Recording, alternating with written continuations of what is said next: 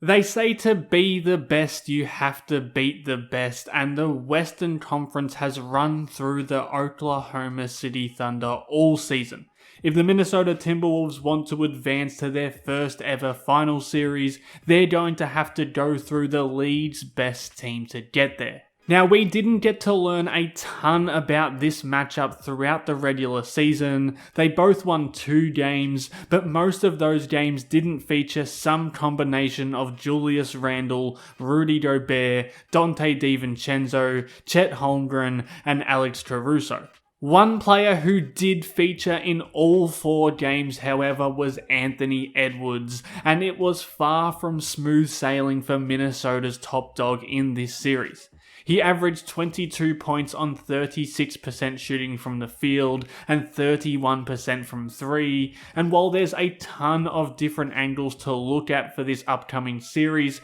if Ant isn't way better than that, then this one might just get ugly for the Wolves. We know by now that Ant can ratchet up to a different level in the postseason, but against this defense, he's going to face the toughest test of his career. The Thunder have a wrecking crew of perimeter defenders to throw at Edwards, and he's had trouble with guys like Caruso and Lou Dort, and even Jalen Williams and Cason Wallace, but where it really gets difficult for Edwards is when OKC is sicking those guys on him and loading up their backline to stop Edwards. I mean, it's already tough enough for most players to take Wallace off the bounce when J-Dub is sitting in this gap on the left hand, but when you add in Hartenstein marauding back here as well, you can see how tight OKC's defensive shell gets and how difficult it is to get into good looks at the rim. And like they do with their ability to generate points off turnovers,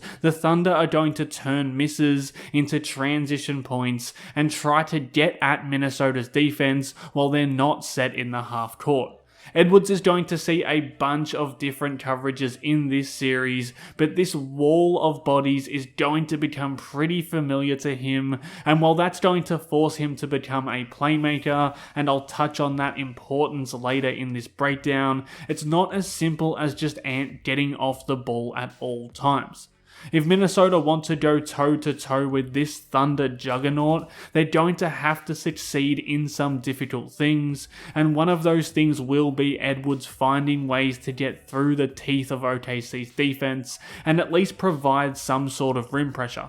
Ant hasn't finished well in the playoffs so far, but again, this is a massive test, and at some point he's going to have to find that touch around the rim to pass that test. When we have seen him have that success going downhill against OKC this season, it's often because he's playing with pace in the half court. To me, that's the skeleton key to breaking this defensive lock. If Edwards plays with an aggressive pace, then instead of a defender already sitting in that hole, he has to shift across later to get there, and that makes life way easier for Ant as a downhill scorer, rather than just trying to bulldoze through a stationary defense. Again, if he's in attack mode, this defender is still sliding across when he gets 2 feet in the paint, and that's going to mean more driving lanes, more free throws, and hopefully easier buckets around the rim. To me, this is a non-negotiable aspect of Ant's game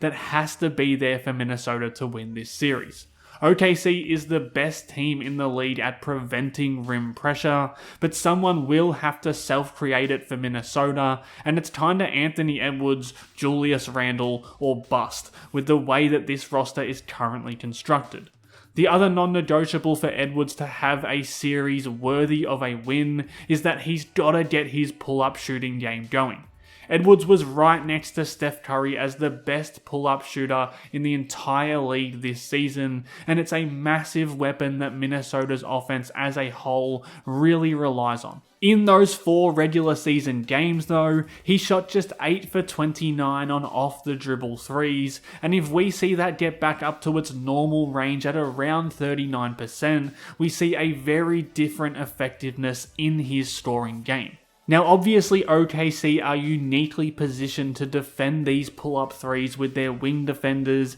and ability to switch pretty well with their bigs, but the looks Ant's been getting all season are going to still be there throughout this series. The Thunder aren't going to play a deep drop coverage or anything against him, but if he's coming off a pick and the big is a step deeper than a blitz like this, he's going to have to make those shots consistently to act as a pressure release for his offense. That's been the money shot for him all season, and it needs to be there and be there consistently in this series. Again, if he's walking off a screen and this defender isn't all the way up to touch, he's going to have to punish that more often than not. So I think if Ant can kind of stay on course with the shooting that we've seen from him all season and find a way to get to the rim somewhat effectively against this OKC defense, we're going to see him become a real problem for the Thunder as a scorer. But if he starts breaking their defense with his playmaking as well,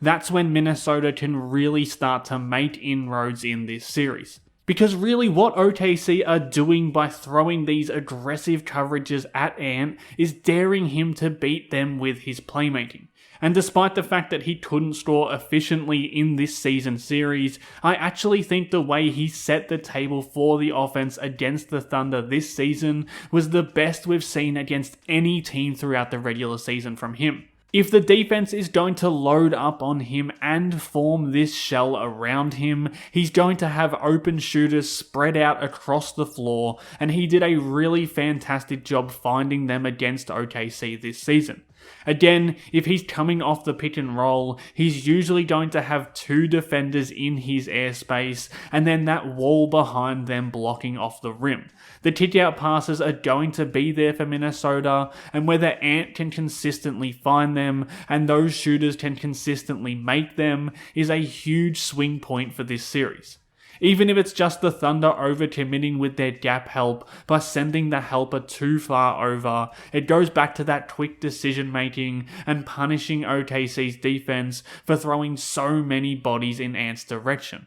I think the Thunder are probably going to live or die by forcing the ball out of Ant's hands, but Minnesota do have enough shooters and scorers that they can take advantage of that if Ant is moving the ball with precision. And it's not always going to show up in the box score as an assist either. Ant can be the catalyst to great team-wide ball movement against this defense that he's going to see in this series. If there are times where two players are fully committed to stopping him, it's going to leave the weak side of the floor with two defenders here and three Wolves players, and if that creates easy shots at the rim or open looks at three, that's gold dust against this Thunder defense. When you watch this defense work, it sometimes feels impossible to get them into rotation, but with the way they've defended Ant this season, there's a way to start shifting them around and making them scramble more than they usually would.